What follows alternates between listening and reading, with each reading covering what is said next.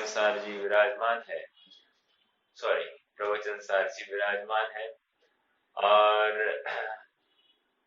विषय निरंतर करवट ले रहा है, और जो हमारा आज तक का अभ्यास था उस अभ्यास में भी थोड़ी सी चोट पहुंचा रहा है।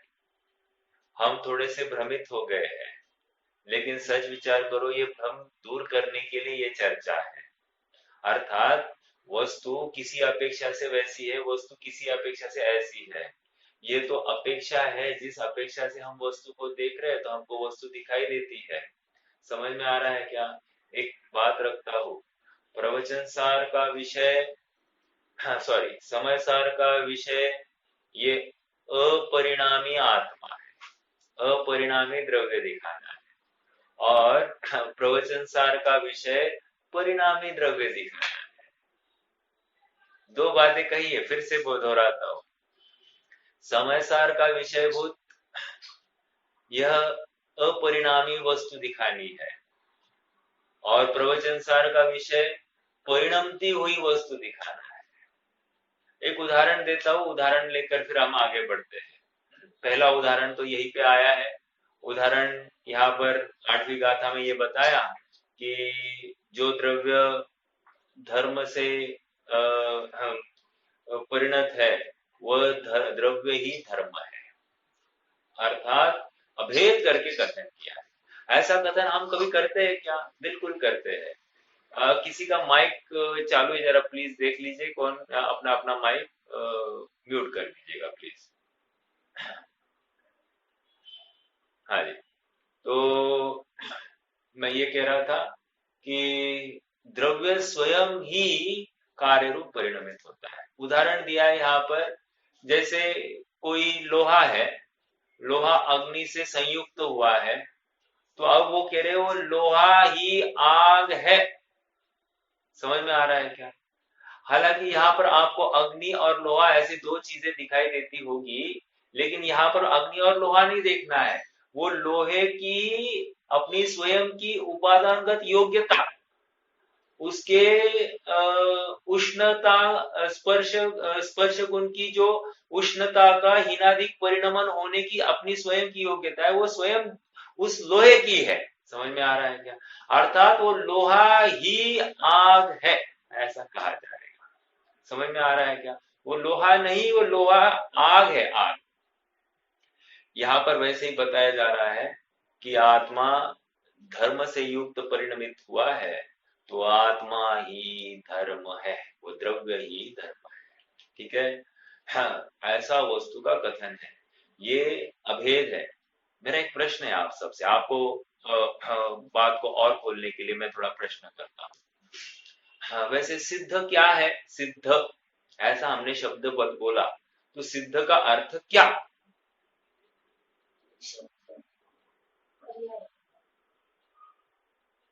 कोई बताएगा? सिद्ध मतलब क्या?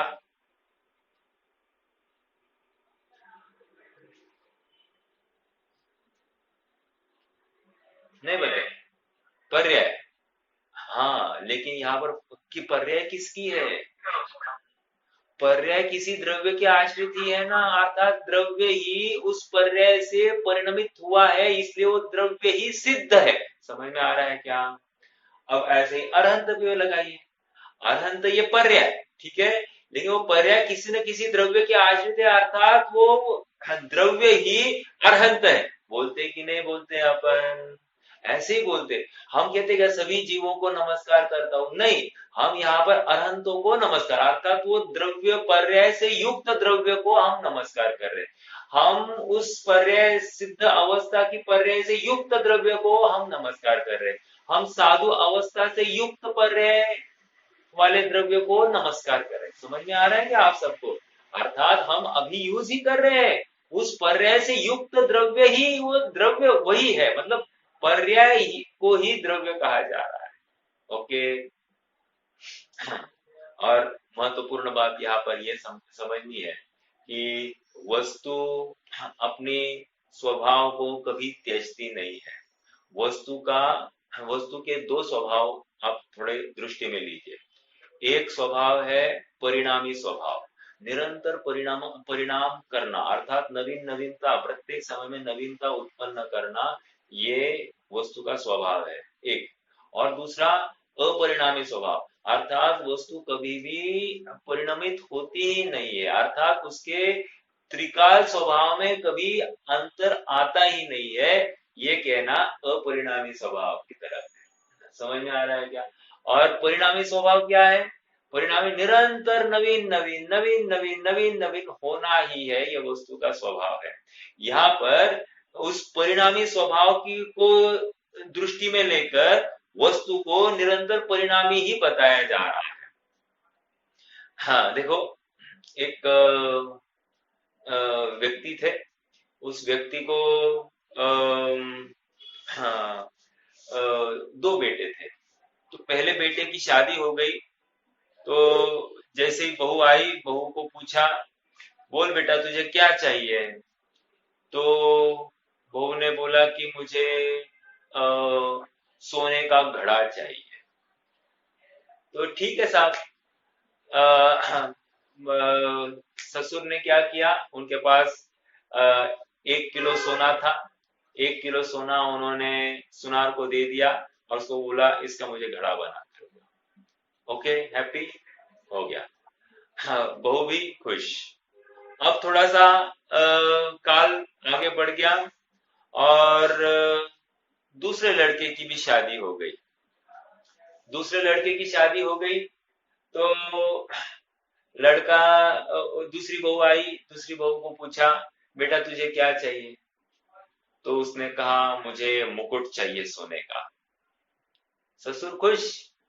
ससुर ने कहा एक काम करो, वो घड़े को लेकर गए सुनार के पास में और सुनार को बोला भाई इसका एक बढ़िया मुकुट बनाओ। मुकुट बन के आ गया। दूसरी बहू खुश। पहली तो नाराज हो गई, लेकिन पहली का कौन देखता है, अब वो कहाँ भागेगी। ठीक है, तो दूसरी खुश। अब ये इस कार्य में आप थोड़ा सा विचार कीजिए क्या हुआ है। छंद है इसका, घटमौली स्वर्णार्थो नाशोत्पाद स्थिति स्वयं शोक प्रमोद माध्यस्थ जनो याति सहेतुकम। फिर से क्या है? घटमौली स्वर्णार्थो, एक घट का अर्थी है, एक मुकुट, मौली मतलब मुकुट, मुकुट का अर्थी है, और एक स्वर्ण का अर्थी है। समझ में आया? तीन बातें आ गई। घट का अर्थी नाश को प्राप्त हुआ, घट नाश को प्राप्त हुआ, मुकुट उत्पाद को प्राप्त हुआ, और स्वर्णार्थी उसको दुख नहीं है, क्यों? स्वर्ण स्वर्ण ही बना रहा, इसलिए स्थिति स्वयं। ठीक है, शोक प्रमोद माध्यस्थ जनो याति सहेतुक। यहाँ पर शोक क्यों हुआ कि हाँ, वो घट की पर्याय में आसक्ति थी, इसलिए वो उसको शोक हुआ, उसका अभाव हुआ। सुख क्यों हुआ या खुश क्यों हुए? तो कह रहे मुकुट की पर्याय की उत्पत्ति की वांछा थी, वही हो गई, इसलिए मुकुट वाली भी खुश हो गई। और माध्यस्थ भाव वाला ना खुश ना दुख, क्यों? क्योंकि उसको तो सोना ही दिखाई दे रहा है। समझ में आ रहा है? घटमौली स्वर्णार्थो नाशोत्पाद स्थिति स्वयं शोक प्रमोद माध्यस्थ जनो याति सहेतुक। हाँ, इतना सब कहने का प्रयोजन इतना ही है कि वस्तु स्वयं, सोने को उदाहरण लिया है ना, घट सोना स्वयं, हाँ, घट अवस्था को प्राप्त हो गया है। वो सोना स्वयं घट की अवस्था का अभाव करके मुकुट की अवस्था को प्राप्त हुआ है। अब कोई एक है घट की अवस्था में रुचि करता हुआ दिखाई दे रहा है, वो पीटा जाने वाला है। कोई दूसरा है वो मुकुट की अवस्था में रुचि करता हुआ दिखाई दे रहा है, वो भी पीटा जाने वाला है कालांतर में। लेकिन जो स्वर्ण की अवस्था को ही दृष्टि में लेकर न इष्ट न अनिष्ट कल्पना कर रहा है, वो क्या है? वो आनंद मना रहा है, उसको तो कोई नाच दिखाई नहीं दे रहा है, कोई सोना तो जितना है वो बरकरार रहा कि नहीं, उसको कोई खेद नहीं। समझ में आ रहा है क्या? हाँ, इसलिए समय सार की विषय वस्तु वो स्वर्णार्थी जैसी है, जिसमें कुछ चेंज हुआ ही नहीं है, ऐसी विषय वस्तु समय सार में गिनाई है। लेकिन प्रवचन सार में यहाँ पर कह रहे हैं वो सोना ही स्वयं घट है। समझ में आया? वो अगले समय में वो सोना ही स्वयं मुकुट है। बस इतना ही कहेंगे। समझ में आ रहा है क्या? मुकुट से परिणमित सोना मुकुट ही है, घट से परिणमित सोना घट ही है, कंगन से परिणमित सोना वो कंगन ही है। अपन कहते कि नहीं कहते डेली लाइफ में? हाँ, मान लो माला बनाई है उसकी, तो चेन से परिणमित आत्मा, माला से परिणमित वो सोना माला ही तो है, और क्या है? समझ में आ रहा है? और आप इसी माला को लेके जाओ सुनार के पास में, सुनार क्या देखेगा? माला देखेगा या सोना देखेगा? वो सुनार सुनार नहीं जो उसमें माला देखता है, सुनार उसमें सोना देखेगा। परसों दिन मेरा किसी सुनार के दुकान में जाने का योग बना। वहां पर एक महिला आई थी। महिला ने सोने का आभूषण अ, अ, बेचना चाहा। तो एक वो जो व्यक्ति था, व्यक्ति ने उस सोने के आभूषण की वैल्यू कितनी की, उसने उसमें लिखा 75% प्योरिटी। क्या कहा? 75% प्यूरिटी। मान लो 50,000 का सोना है तो 50,000 में 75% कर दो, मतलब कितना? 12,500 कम कर दो, 37,000 ही वैल्यू हो गई एक तोले की। समझ में आ रहा है क्या आपको? हाँ, अर्थात सोनार बराबर जितना प्योर माल है उसका ही पैसा दे रहा है, इम्प्योर की पैसा ही नहीं दे रहा है। तो 37,000 में ही उसने सोना खरीद लिया है। खरीद अभी मान लो हम लेने जाएंगे तो हमको तो उसके मेकिंग वेकिंग सब देना पड़ेगा, वो अलग बात। मुझे तो इतना ही कहना है कि हमको तो एक तोले के ऊपर पैसा देना पड़ता है, और जब सुनार लेता है तो मात्र सोने का दाम देकर, दाम अदा करके सोना ले लेता है। समझ में आ रहा है क्या? तो यहाँ पर सोना सोने रूप ही है, इतना समझना है। सोना मात्र पर्यायांतर हो रहा है, लेकिन हर पर्याय में सोना ही व्याप्त है। हमको ऐसा कहीं भी हमको मात्र अलग सोना दिखाई नहीं देगा। जब भी हमको दिखाई देगा किसी न किसी पर्याय से युक्त सोना ही दिखाई देगा, हमको मात्र सोना ऐसा अलग से नहीं दिखाई देगा। समझ में आ रहा है क्या? बस यहाँ पर वही बात समझा रहे हैं। द्रव्य जो है, द्रव्य ही उस पर्याय युक्त परिणमित हुआ है, इसलिए वो द्रव्य ही धर्म है। समझ में आ रहा है? वही चारित्र है, ऐसा समझाया जा रहा है। आचार्य देव को ये 8वीं गाथा लिखने का प्रयोजन इतना ही था, क्योंकि कोई चारित्र शरीर के आश्रित नहीं मान बैठे, ये आत्मा का परिणाम है, ये आत्मा की ही परिणति है, इसलिए आत्मा ही चारित्रमय हो गया है, ये आत्मा ही चारित्र है, ऐसा बोल दिया। समझ में आया क्या? वो सोना ही परिणमित हो गया। आप सोने के उदाहरण को भूल नहीं जाना। एक दूसरा घट का उदाहरण, उसको भी भूल नहीं जाना। बिल्कुल घट उसी में घटित हो जाता है, बट ज्यादा आसान सोना है। ठीक है, घट कदाचित वो फिर से उसका उसको मोड़ तोड़ के उसका नया घट के बदले ना आप कोई मोल्ड ले लीजिए। मोल्ड मतलब क्या? ऐसा कुछ मेन आता है ना, मेन मोम, मोम की चीज आती है ना, उस मोम की चीज को हमने मान लो उसका कोई आकार दिया, मान लो हमने सर्कल किया, उसी को गलाया, हमको हमने उसी का चौकोर बनाया, उसी को गलाया हमने उसका त्रिकोण बनाया। तो ये जो है वो मोम ही क्या हो गया है? सर्कल हो गया है। वो मोम ही चौकोन हो गया है। वो मोम ही क्या हो गया है? त्रिकोण हो गया। अर्थात त्रिकोण के आकार से परिणमित मोम त्रिकोण है। खत्म। समझ में आ रही क्या? ये इस गाथा का वो मूल जिस्ट है कि वो द्रव्य ही स्वयं परिणमित हुआ है। अर्थात हमको ये शरीर आदि द्रव्य की बात नहीं कर रहे, आत्मा की बात कर रहे, और आत्मा ही चारित्रमय है क्योंकि चारित्र आत्मा की पर्याय है। समझ में आ रहा है क्या? इसलिए वो आत्मा ही चारित्रमय हो गया है, ऐसा बताया जाएगा। शरीर की क्रिया का निषेध करने के लिए ये सब बातें यहां पर हो रही है। ओके, हाँ देखो और एक बात समझाता हूँ। हाँ, नियमसार ग्रंथ है, नियमसार, नियमसार की तीसरी गाथा में वहां पर नियमसार का अर्थ किया है। तो कह रहे नियम मतलब क्या? नियम मतलब सम्यक दर्शन, सम्यक ज्ञान, सम्यक चारित्र। और सार मतलब क्या? हाँ?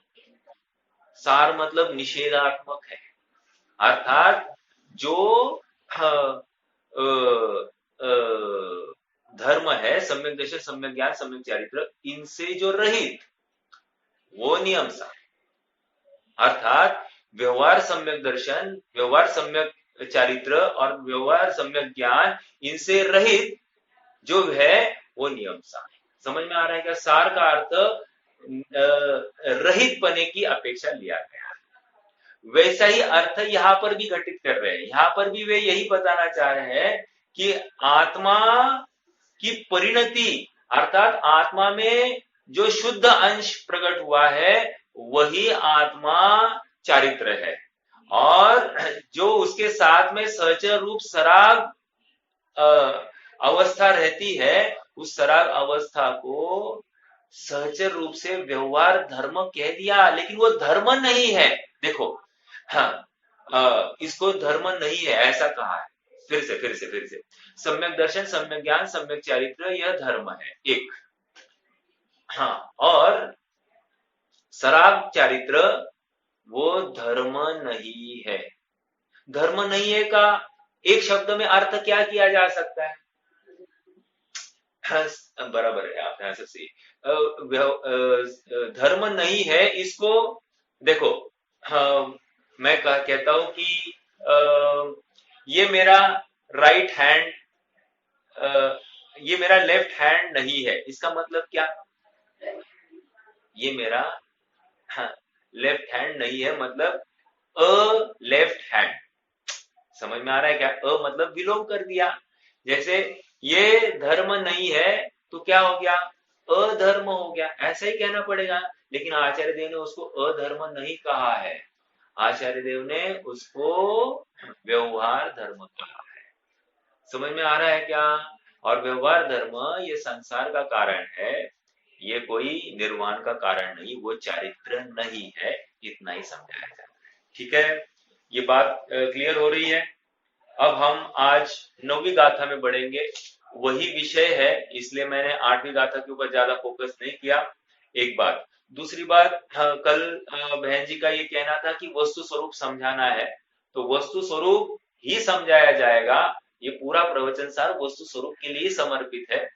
ओवरनाइट एक लेक्चर में मैं कदाचित समझा नहीं पाऊं, लेकिन पूरा वस्तु स्वरूप आएगा। आप धैर्य से पूरे विषय को शांति से सुनिए, बार बार सुनिए, आपको ये विषय बिल्कुल समझ में आ जाएगा।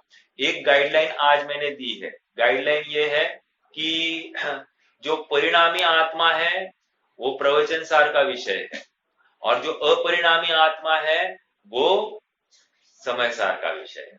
ये अब ध्यान रखना, याद रखना। यहां पर भी मैं इतना ही कह रहा हूं ना, परिणामी आत्मा, इसका मतलब परिणामी अपरिणामी आत्मा आत्मा है कि नहीं है? अरे वो इसी में गर्भित है, लेकिन हमारी भाषा में बोलने में क्रम पड़ता है, इसलिए हमको एक साथ नहीं कहने आता है।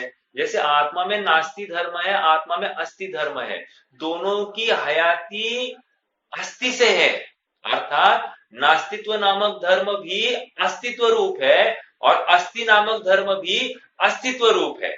नित्य नामक धर्म भी अस्थि रूप है, और अनित्य नामक धर्म भी नित्यता से अस्थि रूप है। आप समझ रहे हैं कि नहीं? मैं बहुत बातें थोड़ी सी क्लिष्ट भी भाषित होगी, लेकिन आई एम हेल्पलेस। आपको इतने लेवल को छूना ही पड़ेगा, क्योंकि आपको यदि वस्तु पकड़नी है तो इस लेवल को पकड़ना ही पड़ेगा, नहीं तो फिर गाड़ी छूट जाएगी। देखो, मैंने क्या कहा, अस्तित्व तो अस्थि रूप है ही, लेकिन नास्तित्व भी अस्थि रूप है। समझ में आ रहा है क्या? क्यों? त्रिकाल नास्तित्व बना रहेगा, ये वस्तु का स्वभाव है। अब भावपना अस्थि रूप है और अभावपना भी अस्थि रूप है। समझ में आ रहा है क्या?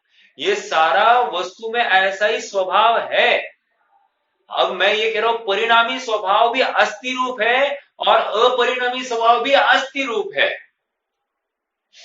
जब मैं कह रहा हूं कि परिणामी आत्मा दिखाना है, अर्थात परिणाम अर्थात पर्याय संयुक्त वस्तु को दिखाना है। समझ में आ रहा है? तो पर्याय संयुक्त वस्तु में अपरिणामी भी एक पर्यायी है, वो भी संयुक्त वस्तु उसी में आ गई है। आप समझना, थोड़ा सा गंभीर बात हो। फिर से, अपरिणामी पना भी, ये भी वस्तु का ही स्वभाव है और परिणामी पना भी वस्तु का स्वभाव है। लेकिन हम अपरिणामी वस्तु की तरफ, अपरिणामी स्वभाव की तरफ से वस्तु को देखकर अपरिणामी वस्तु ऐसा हमने उसका अर्थ, या परिणामी वस्तु ऐसा जो कोई अर्थ करना है कर दीजिए, कोई प्रॉब्लम नहीं, लेकिन पर्याय संयुक्त वस्तु को हमको दिखाना है।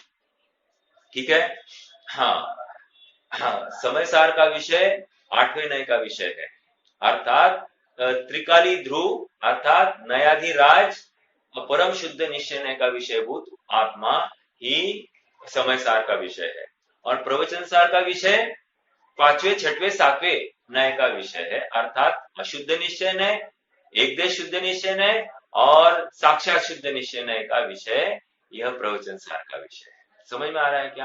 अर्थात पर्याय संयुक्त वस्तु ही यहां पर हमको इष्ट है, क्योंकि ये पर्याय किसी न किसी वस्तु के आश्रित है। देखो और एक बात बताऊं, ये इतना फोकस करने की जरूरत क्यों है? फोकस इसलिए करना है कि दो बातें, एक तो परमत का खंडन भी है और जो भटकने वाला है उसको भी सीधा करना है। परमत का खंडन क्यों है? देखो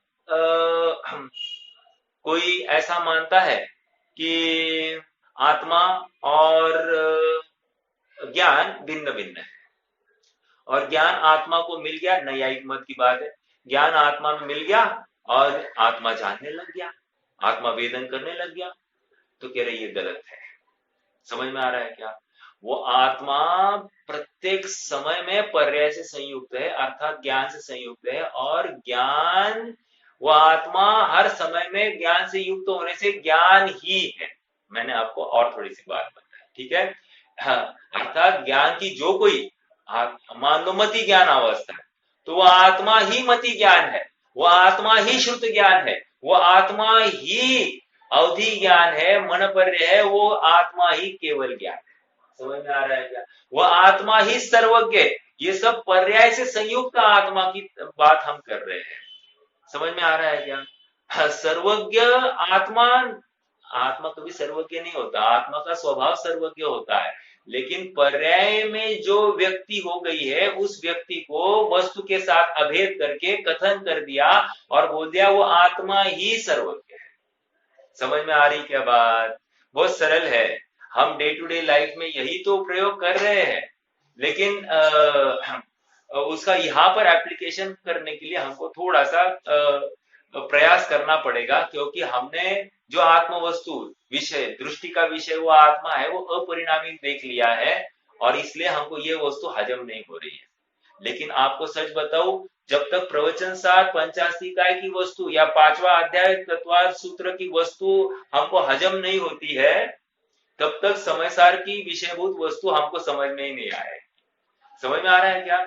हाँ, उस समग्र वस्तु में से एक वस्तु का अंश है, वो अंश है, और यह समग्र वस्तु की तरफ संकेत कर रहे हैं। हालांकि एक पर्याय को हाईलाइट किया है, लेकिन पर्याय संयुक्त अखंड वस्तु ऐसा बताया जा रहा है। ठीक है? 9वीं गाथा में वहां पर स्फटिक का उदाहरण दिया है।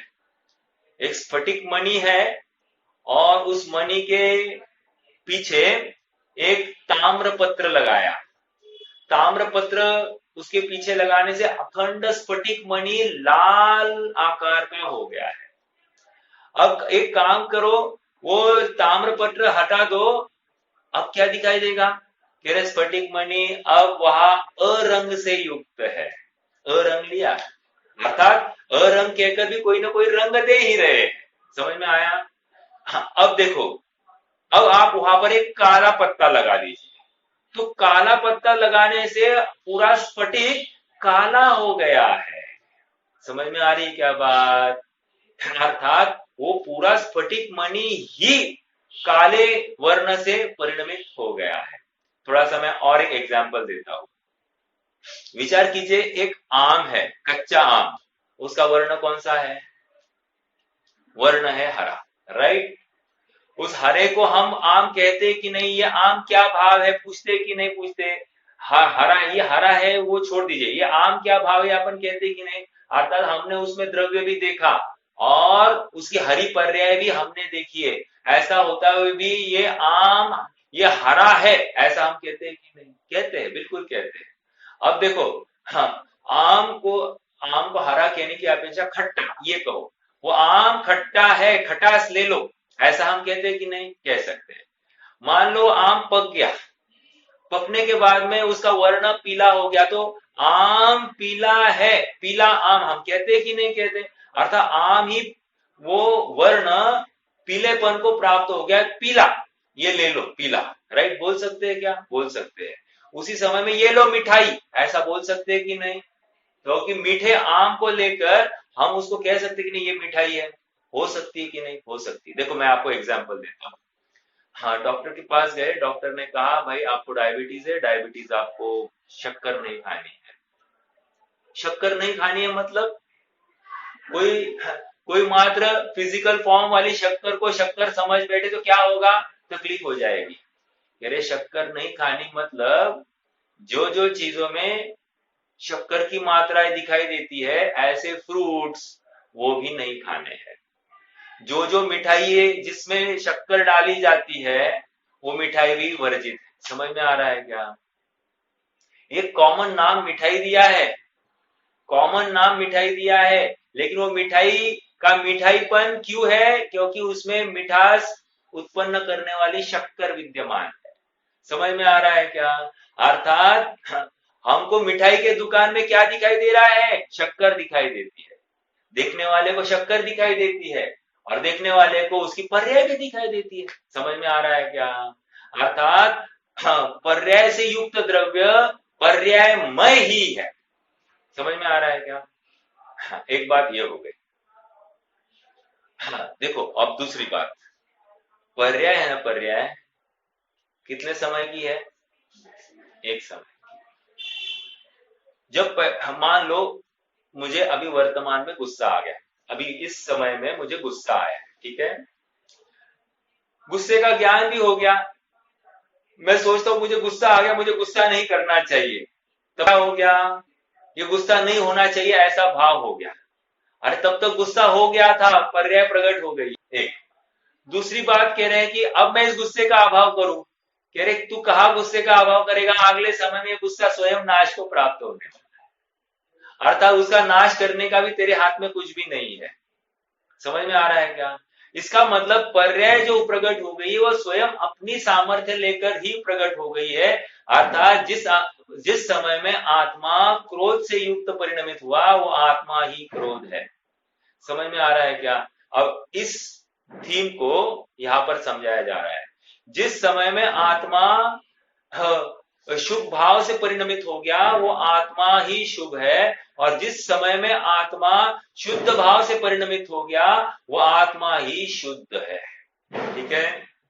हाँ, देखो नवी गाथा का पाठ करते हैं। जीवो परिणमति जदा सुहेण असुहेण वासुहो असुहो शुद्धेन तथा शुद्धो हवदी परिणाम भावो। अंतिम पद की ओर ध्यान दीजिए, हवदी ही परिणाम भावो, ये परिणाम स्वभाव है। अर्थात किसी न किसी पर्याय से युक्त द्रव्य का होना ये उसका परिणाम स्वभाव ही है। समझ में आ रहा है क्या? अर्थात द्रव्य कभी भी परिणाम स्वभाव से युक्त ही पाया जाएगा, आपको अलग से आत्मा दिखाई नहीं देगा। समझ में आ रहा है क्या? आप कहोगे हमको अलग आत्मा दिखाओ भाई, हमको ऐसा आत्मा दिखाई नहीं दे रहा है, तो आपको बताया जाएगा नहीं, आपको इसी पर्याय में ही आत्मा देखना पड़ेगा। समझ में आ रहा है क्या? अगर हम समर्थ नहीं है तो ये हमारी तकलीफ है, लेकिन हमको इसी में आत्मा देखना पड़ेगा। एक आप कुछ भी कहो, डॉक्टर साहब की एक किताब है, उसमें कहानियों की श्रृंखला है।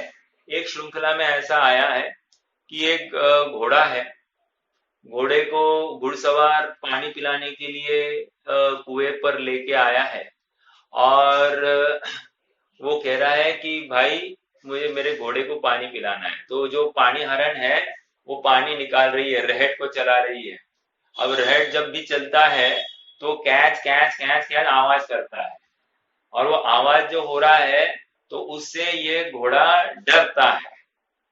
तो घुड़सवार बोलता है, ए वो आवाज बंद कर, मेरा घोड़ा पानी नहीं पी रहा है। पानी हरण कहती है कि देख सुन, अगर पानी रहट नहीं चलेगी तो पानी नहीं आएगा, जब भी रहट चलेगी आवाज तो होगी ही। सुहेण असुहेण वासुहो असुहो, शुद्धेन तदा शुद्धो हवदी परिणाम स्वभावो। ये जीव का अपना परिणाम स्वभाव है, अर्थात परिणमन करना ये जीव का स्वभाव है। स्वभाव स्वभाव अतर्क गोचरा, स्वभाव में कोई तर्क नहीं चलता। एक, यदि इस स्वभाव का अभाव कर दे तो द्रव्य का अभाव होने का अवसर है। समझ में आ रहा है क्या? इसलिए स्वभाव से रहित कोई द्रव्य मिलेगा नहीं, अर्थात परिणाम स्वभाव है। परिणाम मतलब इसका प्रत्येक समय में चेंज होना, ये उसका स्वभाव है, और द्रव्य पलटते रहता है। प्रश्न है, अगर नहीं पलटेगा तो क्या तकलीफ होगी? अर्थात द्रव्य कुटस्थ हो जाएगा। कुटस्थ हुआ मतलब क्या? जड़ हो जाएगा। अर्थात हाँ, जो जीव जैसा है, अर्थात निगोदिया जीव निगोदिया ही रहेगा, और मनुष्य जीव मनुष्य ही रहेगा, देव देव ही रहेंगे, उनमें चेंज नहीं होगा, सुधार का अवसर ही नहीं होगा, चोर चोर ही रहेगा। ये सब परिणाम परिणाम स्वभाव को स्वीकार नहीं करने पर तकलीफ होने वाली। समझ में आ रहा है क्या? इसलिए परिणाम स्वभाव तो स्वीकार करना ही पड़ेगा। हाँ, अब कौन सा अच्छा लगता है कौन सा नहीं लगता है ये दूसरी बात। मैं उदाहरण दे रहा था कि वो घोड़ा पानी नहीं पी रहा है, पानीहरण कह रही है कि रहट तो चलेगा, आवाज भी आएगी, और चलती रहट का पानी ही जब निकलेगा तभी घोड़ा पानी पिएगा, पी सकता है, अन्यथा भूखा रहेगा, मर जाएगा। समझ में आ रहा है क्या? तो चालू पानी में ही पानी पीना है, चालू रहट में ही पानी पीना है, वैसे ही चालू अवस्था में ही अवस्थित वस्तु देखनी है। समझ में आ रहा है क्या? दिखाया जा रही है पर्याय, समझना है द्रव्य। समझ में आ रहा है क्या? पर्याय दिखाई जाएगी, दिखाया जा रहा है मुकुट, देखना है सोना, दिखाया जा रहा है घड़ा, देखना है सोना। समझ में आ रहा है क्या? ये अब ये प्रवचन सार की टोन है। हम आपको कोई भी पर्याय दिखाएंगे, दिखाएंगे मनुष्य, देखना है आत्मा, दिखाएंगे नारकी, देखना है आत्मा, दिखाएंगे कीड़ा, दिखाएंगे चींटी, देखना है आत्मा। समझ में आ रहा है क्या? कितना बड़ा उपकार हुआ है इस वस्तु स्वरूप को समझकर, आप समझ नहीं पा रहे होंगे। अर्थात प्रत्येक अवस्था में आत्म वस्तु की स्थापना हो रही है, प्रत्येक हमारा विवेक जागृत हुआ है, जैसा मैं आत्मा हूं वैसा वो आत्मा है, ये स्वीकृति हो रही है। जितने अनंत गुण मुझ में है उतने अनंत गुण उस निगोदिया जीव में, उस एकेंद्रिय हवा पानी जल वायु वनस्पति सबके जीव में उतने ही अनंत गुण भरे हैं, और उतने ही गुण सिद्ध अवस्था में भी पड़े हैं। अर्थात पर्याय समझकर हमको देखना तो द्रव्य ही है, लेकिन पर्याय दिखाई जाएगी, क्योंकि वस्तु ही ऐसी है। पर्याय सहित ही वस्तु है, तो हम पर्याय सहित ही वस्तु दिखाएंगे ना। पैकिंग सहित ही वस्तु दिखाई जाएगी, बिगर पैकिंग की वस्तु हो ही नहीं सकती। हमको कहा भाई केला हमको खाना है, तो केला कौन सा, वो पैकिंग वाला केला या पैकिंग से रहित केला? कह रहे पैकिंग के रहित केला, लेकिन पैकिंग सहित केला ही 3 काल में मिलेगा। हमको ग्रहण लेना तो वो पैकिंग वाला ही केला है, लेकिन पैकिंग निकालकर उस दल का ग्रहण होगा, वो प्रयोजनभूत है। समझ में आ रहा है क्या? देखो इसका हरिगीत पढ़ते हैं। स्वभाव से परिणाम में जिय अशुभ परिणत हो अशुभ, शुभ भाव परिणत शुभ तथा, शुद्ध भाव परिणत शुद्ध है। अब यहाँ पर ये समझा रहे, जो वस्तु जो आत्मा शुभ भाव से परिणत है वो शुभ ही है। यहाँ फिर से यही समझाना चाहते हैं कि शुभ भाव है, इसलिए शुभ भाव करते करते हाँ आत्मानुभव होगा नहीं, एक शुभ भाव करते करते निर्वाण होगा नहीं, दो अशुभ भाव साक्षात संसार है, अशुभ भाव के लिए तो कोई जगह है ही नहीं, लेकिन शुभ भाव करते करते भी संसार ही है, ये हमको स्वीकार करना पड़ेगा। और शुद्ध भाव ही एक प्रयोजनभूत है, और शुद्ध भाव परिणत आत्मा ही शुद्ध है, ऐसा यहाँ पर बताया जा रहा है। ठीक है, देखो हाँ बोलिए।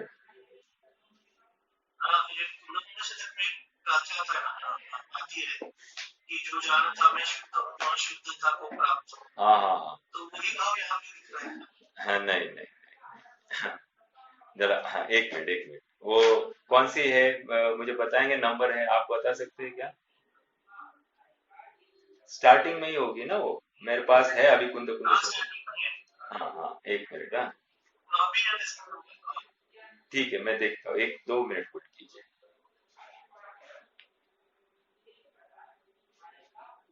हाँ 9वीं है, राइट, एकदम सही, बहुत अच्छा। देखो शुद्धात्मा को जानता हुआ अर्थात शुद्धात्मा का अनुभव करता हुआ जीव शुद्धात्मा को प्राप्त करता है, अशुद्ध आत्मा को जानता हुआ जीव अनुभवता हुआ जीव अशुद्ध आत्मा को प्राप्त करता है। तात्पर्य यह है कि अपने आत्मा को शुद्ध स्वभाव में अपनापन स्थापित करने वाला शुद्धता को प्राप्त करता है, और अशुद्ध स्वभाव में अपनापन करता हुआ जीव अशुद्ध पने को प्राप्त होता है। बहुत अच्छा, बिल्कुल सही किया आपने, अर्थात पर्याय से युक्त द्रव्य की ही बात कर रहे हैं। जो शुद्ध जाने आत्म को वो शुद्धता को प्राप्त हो, लेकिन याद रखना उसने पर्याय को बाहर फेंक नहीं दिया है, याद रखना इस बात को।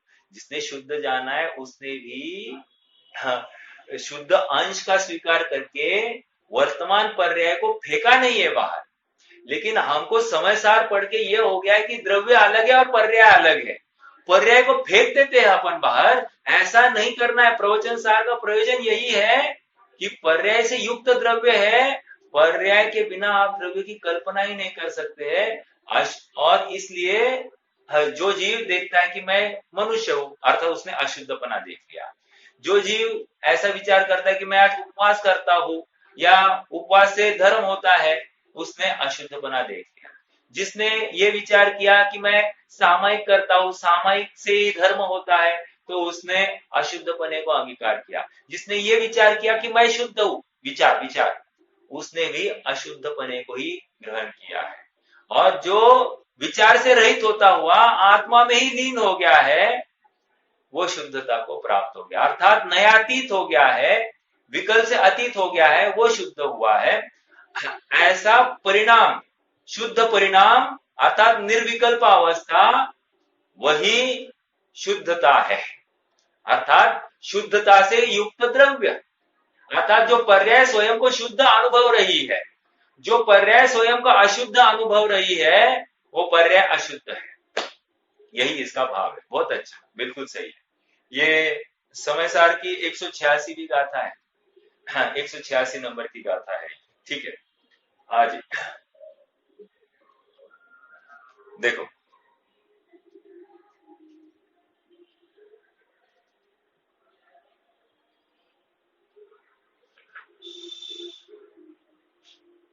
अभी एक और बात, मैं अभी अभी जस्ट बात कर रहा था परिणाम स्वभाव।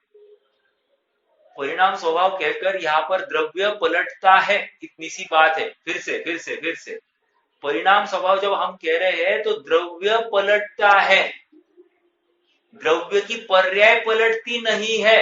अगेन मेरे शब्दों को गौर करना, द्रव्य ही पलटता है, द्रव्य की पर्याय पलटती नहीं है। द्रव्य का पलटना ही पर्याय है। अगेन समझ में आ रही क्या भाषा? भाषा को जरा पकड़ना। पर्याय मतलब पलटना। अब देखो, हाँ, पर्याय का पलटना ही, हाँ, पर्याय पलटती है। एक पर्याय का अर्थ क्या है? पलटना। पलटना पलटता है, व्हाट इज दिस? नहीं बैठ रही ना बात? अब देखो, द्रव्य पलटता है और इसको हम पर्याय कहते हैं। समझ में आ रहा है क्या? द्रव्य का पलटना ही पर्याय है। पर्याय पलटी है इसलिए द्रव्य पलटा है, ऐसा नहीं। द्रव्य पलटा है इसलिए उसे पर्याय कहा जाता है, उस अवस्था को पर्याय कहा जाता है। समझ में आ रहा है क्या आपको? देखो, पलटना मतलब देखो ये बुक है, राइट? ये अब ऐसी हो गई तो ये क्या हो गया? पलट गई। पलट गई, हाँ, पलट गई क्या? बुक ही पलटी है। समझ में आ रहा है क्या आप सबको? ये अवस्था है, ये ऐसी हो गई, अर्थात ये पूरे बुक की ही अवस्था ऐसी हो गई है। ये यहाँ पर अर्थात उस अवस्था से युक्त ये वस्तु वो अवस्था है। समझ में आ रहा है क्या? अब फिर से शुभ भाव हुआ तो शुभ भाव से युक्त वस्तु ही शुभ है। अगले समय में अशुभ भाव हुआ तो अशुभ भाव से युक्त वस्तु ही अशुभ है। और किसी समय में शुद्ध भाव हो गया, पर्याय में, अवस्था में, सॉरी अवस्था, पर्याय बोलूंगा फिर से आपको कंफ्यूज होगा। अवस्था शुद्ध हो गई तो शुद्ध अवस्था से युक्त द्रव्य ही शुद्ध है। पलटा, जो पलटा है वो द्रव्य ही वही है, ऐसा यहां पर समझ। बिल्कुल समझ में आ रही है क्या बात? हाँ, ये पलटन बिना एक भी वस्तु नहीं है। पलटन ये स्वभाव है, एक भी वस्तु पलटने के स्वभाव से रहित नहीं पाई जाएगी।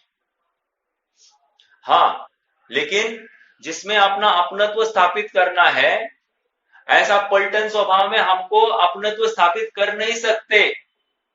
इसलिए जो नॉन चेंजेबल अंश है, ऐसे नॉन चेंजेबल वस्तु के अंश में अपनत्व किया जाता है, वो दृष्टि का विषय होता है, वो समय सार की विषय वस्तु है। लेकिन वस्तु उतनी ही है क्या? नहीं, वो प्रयोजन परक वस्तु है। और ये सिद्धांत परक साक्षात वस्तु ही ऐसी है। समझ में आ रहा है क्या?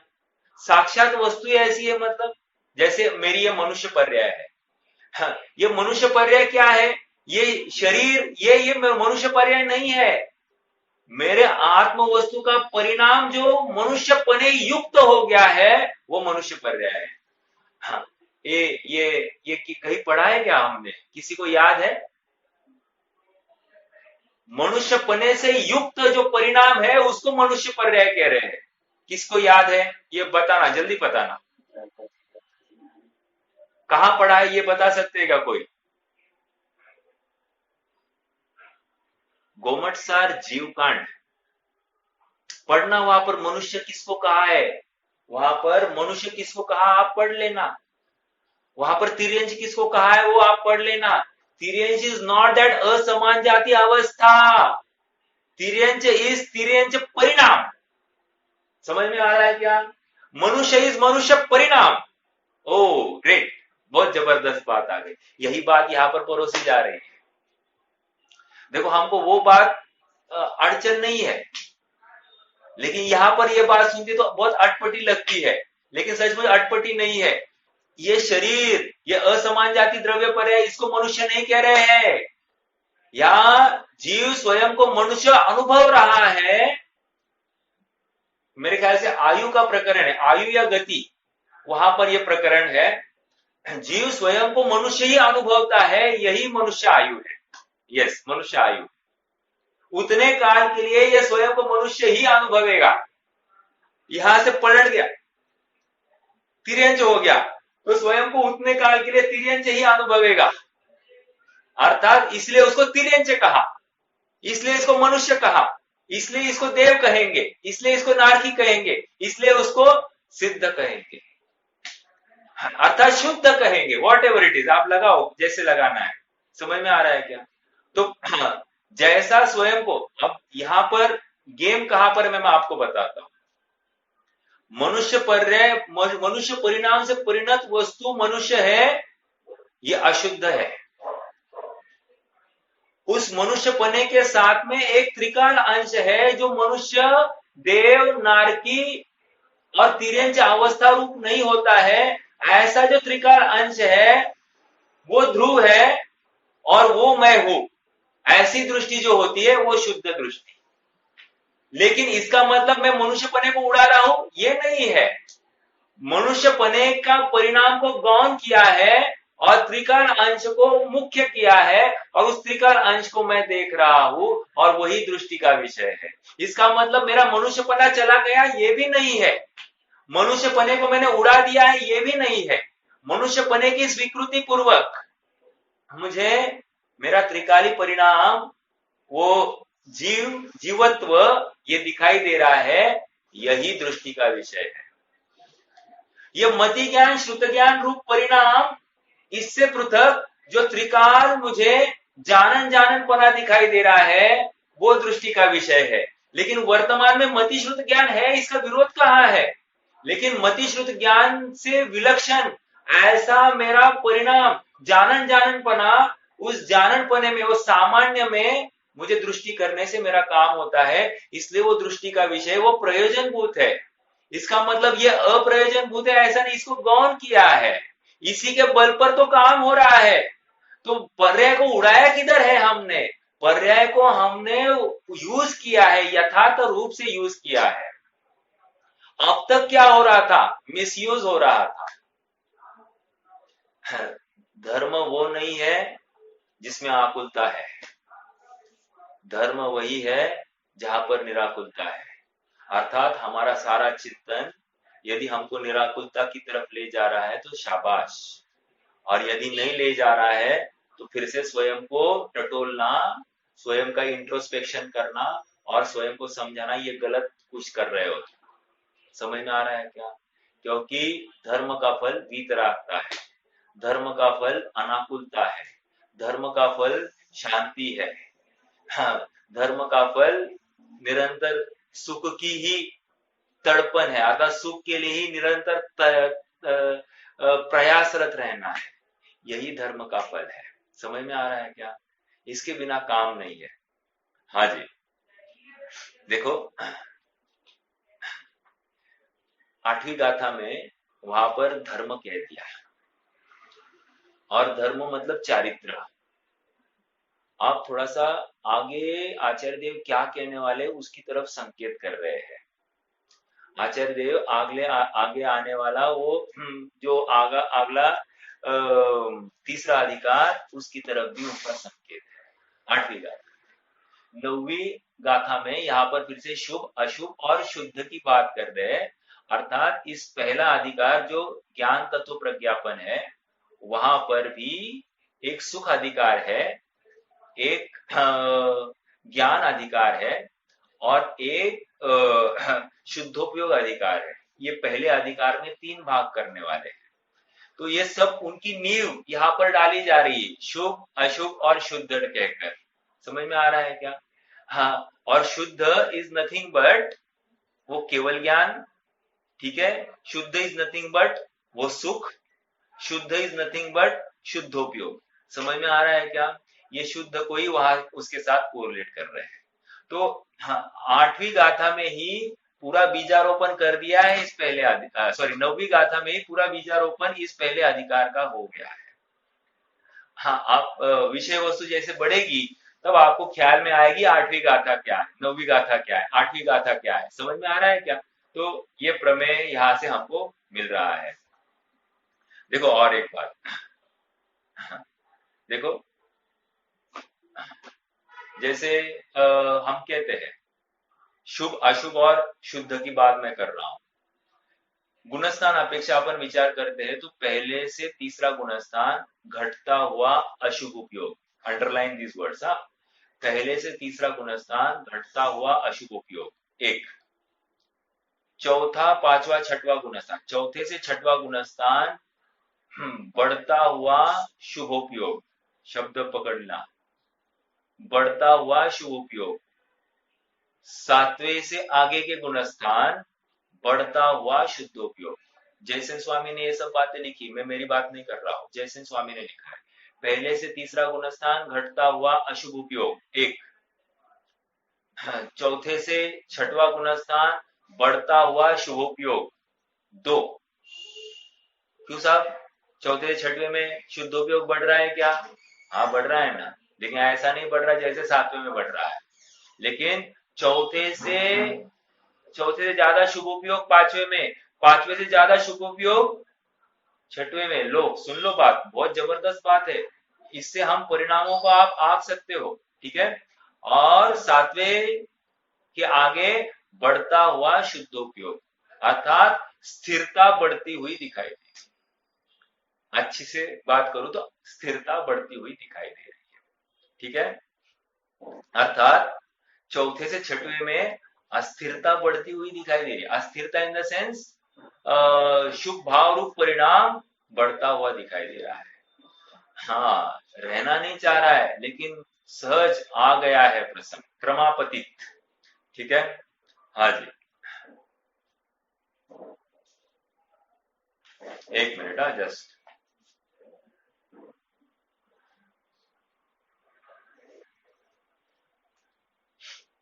अब निष्कर्ष की तरफ आते हैं। देखो, विश्व व्यवस्था यदि हमको समझनी है तो हमको द्रव्य का स्वरूप समझना पड़ेगा एक। और द्रव्य का स्वरूप अनेक अपेक्षा से निरूपित किया जाता है।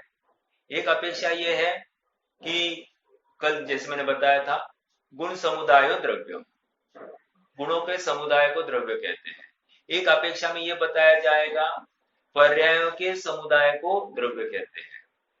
और एक अपेक्षा में यह कहा जाएगा कि गुण पर्यायवत द्रव्यम, गुणों के तथा पर्यायों के समूह को ही द्रव्य कहते हैं।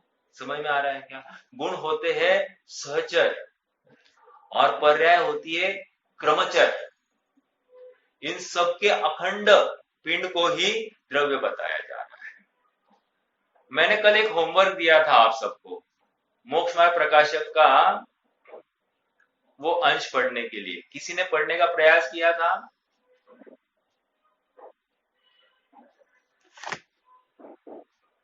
देखो मैं यहां से पढ़ता हूं,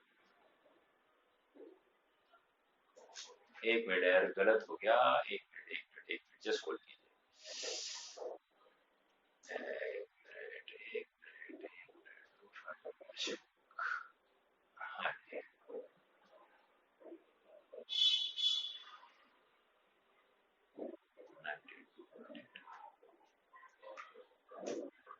हाँ देखो,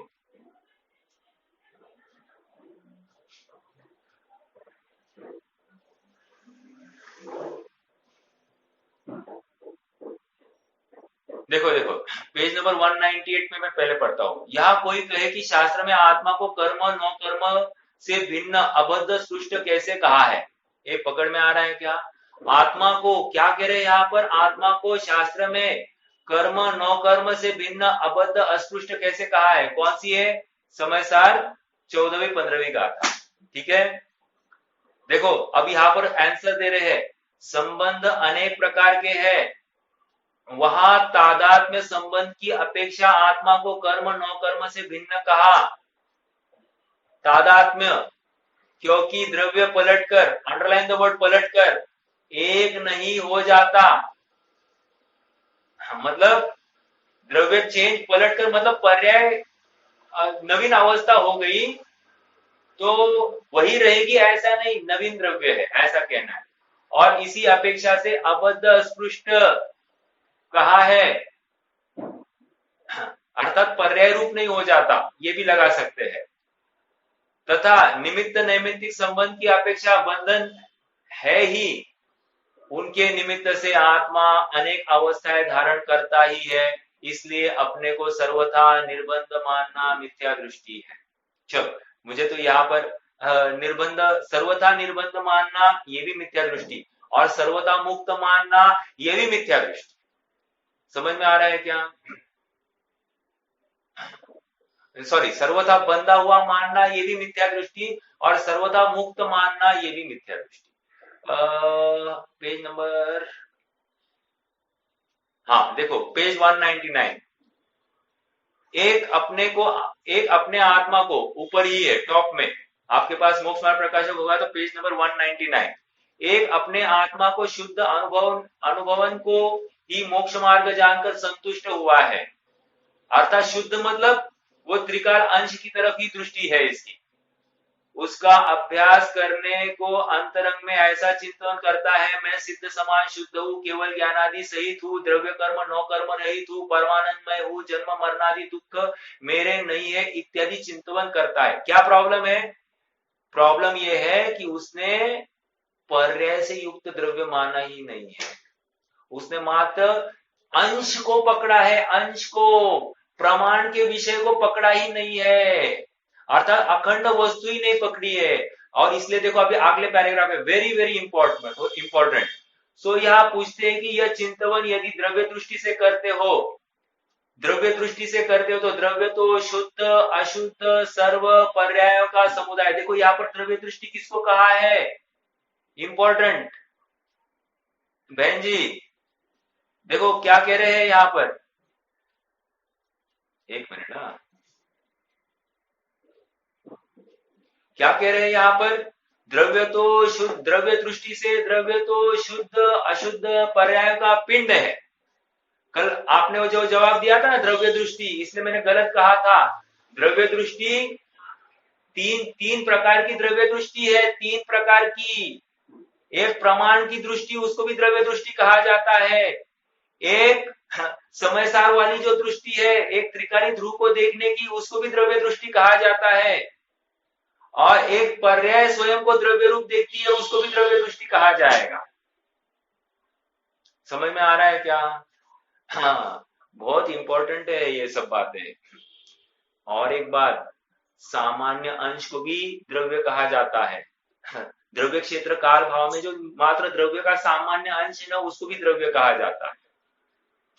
फिर द्रव्य दृष्टि का विषय सामान्य, अभेद, नित्य, एक, ऐसे अखंड चतुष्टय वाले को द्रव्य कहा जाता है। तो फिर सामान्य विशेषात्मक वस्तु, हाँ, प्लस हाँ, भेद अभेदात्मक वस्तु, नित्य अनित्यात्मक वस्तु, प्लस हाँ, एक अनेकात्मक वस्तु, इन समग्र वस्तु को भी एक द्रव्य कहा जा रहा है। अब यहाँ पर मोक्ष मार्ग प्रकाशक में वो वस्तु दिखा रहे हैं, समग्र वस्तु, शुद्ध अशुद्ध पर्यायों का पिंड। समझ में आ रहा है क्या? पर्याय का पिंड कह रहे हैं, अर्थात एक पर्याय नहीं पकड़ रहे हैं, भूतकाल की अनादि की पर्याय, भविष्य काल की अनंत की पर्याय, प्लस वर्तमान पर्याय, सबके समग्र विषय को द्रव्य कहते हैं। और ये द्रव्य दृष्टि का विषय है। अब द्रव्य दृष्टि मतलब प्रमाण का विषय ये है, ये प्रवचन सार का विषय है। और ऐसे पूर्ण समग्र द्रव्य में से हमको जो एक स्थायी अंश दिखाई देता है, उस स्थायी अंश की ओर दृष्टि करनी है, तब जाकर हमको आत्मानुभव होने वाला है। अर्थात समयसार का आत्मा के माध्यम से आपको आत्मानुभव करना है। लेकिन समयसार के आत्मा को समझने के लिए पहले समग्र आत्मा को समझना ही पड़ेगा, और उसको फेंकना नहीं है, उसको गौण करना है, और मात्र जो स्थायी अंश है उस स्थायी अंश को मुख्य करना है। एक उदाहरण दिया था मैंने, ध्रुव कीली के पास रहे वे दाने नहीं पिस पाते हैं, वे ही पिस जाते हैं जो ध्रुव कीली से दूर जाते हैं। फिर से मतलब ध्रुव कीली मतलब जो पिवोट है, पिवोट के पास में जो कोई गेहूं का दाना है वो पिसा नहीं जाता, और जैसे जैसे वो गेहूं का दाना वो जहां से हम गेहूं डालते हैं वहां से दूर जाता है, वैसे ही वो पीसना प्रारंभ हो जाता है, आटा आटा हो जाता है उसका। हाँ, कहने की बात, ध्रुव अंश ही दृष्टि का विषय है। जो ध्रुव नहीं है, जो स्थायी नहीं है, उसको दृष्टि में कैसे लिया जा सकता है, इसलिए समय सार ने ध्रुव अंश को मुख्य किया है। कोई सर्वथा अपने को मनुष्य मनुष्य मनुष्य ही मानेगा तो उसको वो ध्रुव जीवत्व दिखाई देना पड़ेगा, इसलिए उसको समझाया जाता है नहीं तू जीव है, तिर्यंच अवस्था में तू जीव है, देव अवस्था में वो जीव देख, और नारकी अवस्था में भी जीव देख, वो जीव कॉमन दिखाई दे रहा है ना, इस जीवत्व की दृष्टि करने से काम होगा। इस मनुष्य अंश को देखकर काम नहीं होने वाला, क्यों? मनुष्य अंश चेंज होने वाला है। अभी मनुष्य अगले अगली अवस्था तिर्यंच, तिर्यंच अवस्था से देव है, देव से फिर से मनुष्य, फिर से नारकी, कुछ जो है वो चेंज है ना, तो चेंज की तरफ हमारा लक्ष्य होगा तो क्या होगा? चेंजेबल आत्मा ही दिखाई देगा, अर्थात आत्मा ही नहीं दिखाई देगा। हमको आत्म वस्तु का ग्रहण करना है, स्वभाव अंश को ही ग्रहण करना पड़ेगा, अर्थात जो चेंज नहीं हुआ ऐसे अंश को ग्रहण करना है। और इसलिए समय सार की मुख्यता है, समय सार से अपने प्रयोजन की सिद्धि होगी, लेकिन जब तक प्रवचन सार में जो वस्तु बताई गई है, पर्याय से युक्त वस्तु, पर्याय से तन्मय वस्तु, तब तक काम नहीं होगा। एक बात, what is Tanmay? What is Tanmay बहुत इंपॉर्टेंट बात है, एक्चुअली लास्ट में निकल गई, मुझे एकदम ओझल हो गई थी, मुझे पहले लेनी थी। व्हाट इज तन्मय? आत्मा मैं, हाँ, उसमय होना। एक एग्जाम्पल देता हूं, एग्जाम्पल को आप मुझे बताना। केवली भगवान तीन लोग तीन काल को जानते हुए भी दुख को प्राप्त नहीं हो रहे हैं, क्यों? हाँ, पर्याय में तन्मय नहीं हो रहे हैं, ठीक है, आपने सही कहा है। देखो, वे पर पदार्थ को तन्मय होकर जानते ही नहीं है, एक, वे उनका वर्तमान पर्याय आत्म वस्तु में तन्मय हुई है, दो। समझ में आ रहा है क्या? तन्मय का अर्थ तादात्म्य, यहां पर अभी वर्तमान प्रकरण में तन्मय का अर्थ तादात्म्य होना, अर्थात इसकी अविनाभावी है, इसको कह रहे तादात्म्य। तन्मय इसको कह रहे हैं, वहां तन्मय मतलब उपयोग की तन्मयता की तरफ संकेत दिया जा रहा है, यह अर्थ यहां पर नहीं लेना।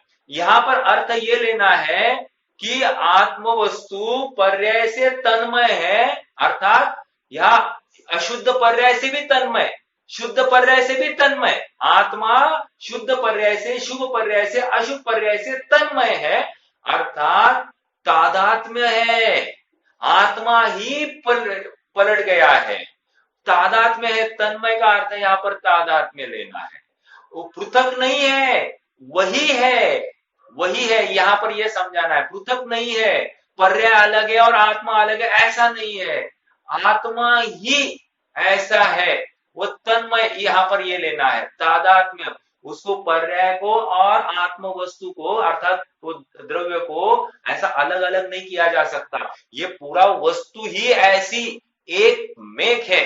समझ में आ रहा है क्या? तन्मय कह रहे हैं यहां पर, तादात्म्य कह रहे हैं, लेकिन हाँ याद रखना, ये एक समय की अवस्था है ना, वो अनित्य तादात्म्य है। क्या कहा फिर से? अनित्य तादात्म्य है, और जो त्रिकाल अंश है ना, वो नित्य तादात्म्य है। नित्य तादात्म्य जो है ना, वो दृष्टि का विषय बनता है, और अनित्य तादात्म्य जो है वो दृष्टि का विषय नहीं बन सकता, लेकिन वो है तो इसको स्वीकार करना ही पड़ेगा। इसको छोड़कर, इसका सर्वथा निषेध करके तुम्हें वस्तु की प्राप्ति नहीं होगी। समझ में आ रहा है क्या? हाँ। तो ये नित्य तादात्म्य, अनित्य तादात्म्य, अनित्य तादात्म्य मतलब एक समय का तादात्म्य बना है, अगले समय में भले ही नहीं होगा, लेकिन जिस समय में व्यक्त है वो तादात्म्य रूप है, तन्मय रूप है। यहां पर यह समझना, तादात्म्य मतलब उसमय, उनको अलग नहीं किया जा सकता। और जो केवली भगवान तन्मय होकर नहीं जानते, वहां पर उपयोग की एकाग्रता है। वह उपयोग की एकाग्रता को या दृष्टि के विषय में जो अपनत्व स्थापित हुआ है उसको वो वहां पर तन्मय ये शब्द दिया गया है, लेकिन वो तन्मय और ये तन्मय दोनों का अर्थ अलग है। ये आपका ज्ञान, आपका ध्यान आकर्षित करना चाहता हूं। ठीक है, आज रुकते, 5 मिनट ज्यादा हो गए, क्षमा चाहता हूँ थोड़ा सा, लेकिन विषय पूर्ण देना था। कोई प्रश्न है तो रख सकते हैं, नहीं तो जिनवानी स्तुति करेंगे। हाँ जी, बोलिए बोलिए। समझ में आया? ओके, मुझे लग रहा था क्लिष्ट हो रही है कि मेरी भाषा, मुझे ये प्रश्न हो रहा था, बट धन्यवाद आपको, आपने थोड़े से मेरे शल्य को नहीं इसमें बहुत ये विषय ही इतना स्ट्रांग है ना कि इसको देने के लिए ना थोड़ा सा एक्स्ट्रा बल लगता है। मुझे श्रेयांश की मम्मी कह रही आप इतने क्यों चिल्ला रहे हो? तो मैंने कहा चिल्लाना नहीं, ये विषय देने के लिए वो उतना ताकत देनी पड़ती है और सहजता से आ जाती है, वो तन्मयता हो ही जाती है उस पर की। ऐसा ही है। हाँ जी, हाँ जी। ठीक है, ठीक है। और कोई प्रश्न है? हाँ बोलिए। स्वामी के बारे में ऐसा कथन है, तो स्वामी के बारे में ऐसा कथन है कि एक बार 1500 तापस सन्यासी उनको दीक्षित करने परमात्मा महावीर के पास आ रहे थे। हाँ। बाद में मतलब दीक्षितों को धर्म का आत्मा और परमात्मा का स्वरूप समझा रहे थे। हाँ। यह सब सुनते सुनते ही सब मुनियों को पूर्ण केवल ज्ञान हो गया। हाँ। उनमें स्वामी जा गए। अच्छा। गौतम स्वामी छद्मस्त थे। हाँ। उन्होंने अपने आप को किया, उन्होंने कहा आपको वहां नहीं बैठना है। तो महावीर ने बताया कि गौतम वो वही उनका स्थान है, वो सब अब मेरे जैसे ही। ठीक है। तो गौतम स्वामी को कैसा नहीं समझता है केवल ज्ञान हुआ। देखो, थोड़ी सी ये भाषा शैली जो है ना, ये प्रथमानियों की भाषा शैली है। लिखने वाले ये ऐसा लिखते हैं, इनको जो विषय देना है वो इसी प्रकार दिया जा सकता है। और डायलॉग जो है ना, गौतम स्वामी और महावीर इनके बीच में वो खड़े करते हैं। ऐसा ही मतलब एक अनुयोग, एक अंग ही ऐसा है, द्वादशांग का एक अंग ही है जहां पर प्रश्नात्मक ऐसी चर्चा बताई गई है महावीर और गौतम स्वामी के बीच में। ठीक है। हाँ, ये बात मतलब पहली बात तो ये कि उनको तो समझ में आना ही चाहिए, क्योंकि केवल ज्ञान जैसे ही होता है ना जीव को, तो वो अधर हो जाता है, अर्थात उनका यस शरीर का तो जो बादर निगोदिया है वो तो सब निकल जाते हैं। एंड सेकेंडली वो यूं कहिए कि परम, यस, परम औदारिक होता है, मैं शब्द ही नहीं पकड़ पा रहा था, परम औदारिक हो जाता है। तो वो बात भले ही दिखाई ना दे, लेकिन अधर हो जाता है जीव, वो उड़ जाता है, ये बात पक्की है। समझ में आ रहा है क्या? वो अब स्पर्श कहीं भी होता हुआ नहीं दिखाई देगा।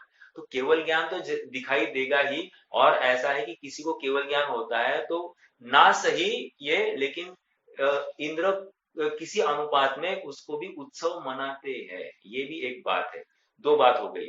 और केवल ज्ञानी को बताना नहीं पड़ता है कि आप इधर मत बैठो या इधर बैठो, ऐसा केवल ज्ञानी को बताना नहीं पड़ता। बट ये डायलॉग्स देने के लिए ऐसा लेखक ने ही अपनी तरफ से बात रखी है, तो उसमें कोई बड़ी बात नहीं है।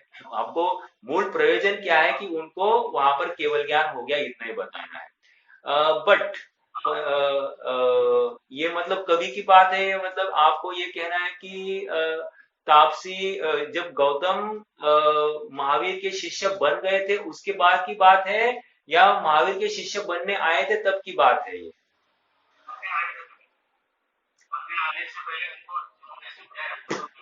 अच्छा, नहीं ना, ऐसा नहीं है। बात ये है, चलो इसकी अपन अभी ये अपना समय तो खत्म हो गया है, बट बात ऐसी नहीं है, क्योंकि जब उनको स्वयं को बोध नहीं हुआ है तो अन्य को कैसे बोध देंगे? उनको तो जब मान स्तंभ दिखा, मान गल गया तो स्वयं सम्यक दृष्टि हो गए, चार ज्ञान के धारी हो गए। तो ये इसके लिए कोई ना कोई समय गया है, ऐसा नहीं कि डायरेक्टली हुआ है। और उसके बाद में कपड़े उतरे, फिर आकर दीक्षित हुए हैं, तो तब वाणी खिरना चालू हो गई है। तो हाँ, उसके बिना वाणी खिरी ही नहीं थी, और वस्तु स्वरूप किसी को समझ में ही नहीं आ रहा था ना। तो ये थोड़ा सा अभी कब का है प्रकरण, अभी अपने को देखना पड़ेगा।